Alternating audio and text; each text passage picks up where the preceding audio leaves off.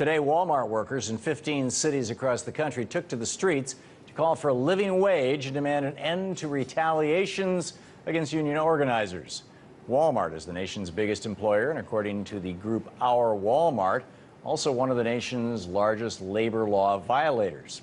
The group says that it has filed more than 100 unfair labor practice charges against Walmart with the National Labor Relations Board, including 20 illegal terminations and 80 disciplinary actions.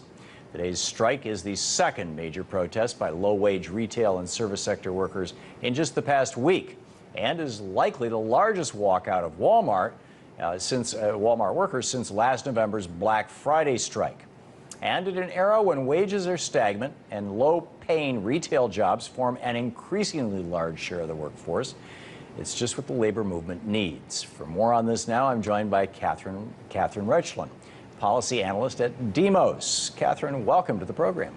Thank you so much for having me. This is the, thank you for being with us. This is the second biggest low-wage worker action in the past week. Do you think that we're seeing the start of a new wave of labor activism? Yeah, I do. It's been a really exciting summer for the labor movement, with the low-wage workers uniting across industries to demand a different kind of economy. You know, what they're really asking for is an economy that works for everyone instead of an economy that works just for the people at the top. And you can see that in retail, you can see it in fast food, and I think most people are going to see that there's a real benefit to taking up the cause. Well, let's talk about what today's strikers were demanding. They're talking about a living wage, an end to retaliation against union organizers. To begin with, how common are these anti-union firings? Well, the anti-union firings have been characteristic ever since Our Walmart started walking off the job over the past year. Some workers report having been fired, but then the company comes back and says, oh no, you were disciplined for far other reasons, but there's really no evidence of that.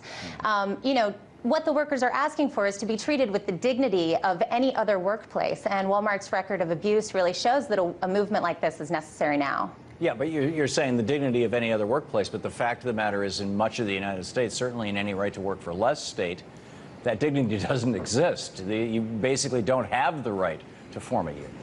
You're absolutely right. And over the past several years, in the aftermath of the Great Recession, as we shed middle-income secure jobs that offered security and dignity in work, we replaced them with these low-wage, low-respect positions like the fast food and the retail jobs. And these are becoming characteristic of the economy overall. But it doesn't have to be a low-wage economy. And so, which takes us to that second issue, which is the living wage demand. You say it doesn't have to be a low-wage economy. You wrote an interesting piece about how if it wasn't a low-wage economy, even in the service sector and even in the retail sector, the two principal places where you've got this low-wage economy, as it were, that it would actually be a better thing for the United States, for the companies themselves, not just for the workers, but for the companies and for the general economy. Tell us about that.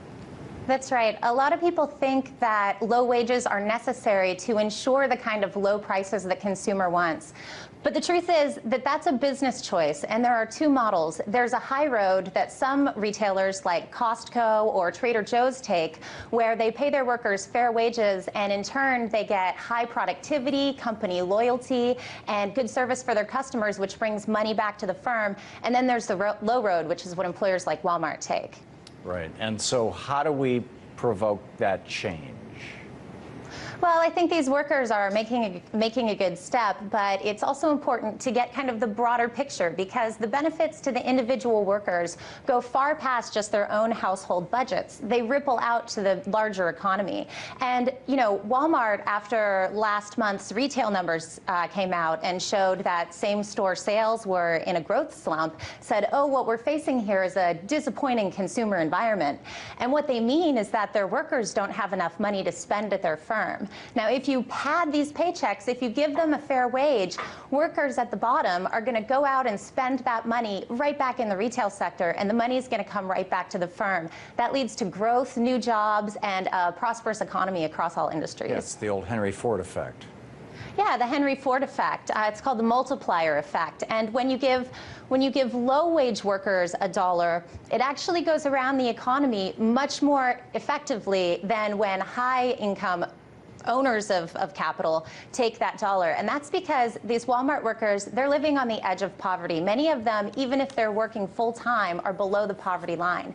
That means they have a whole host of unmet needs. And if they get an extra dollar in their paycheck, if they get an extra $10 in their paycheck, they're going to go right out and spend it. Unlike a wealthier person who may put it in investment goods or save it in other ways that don't circulate.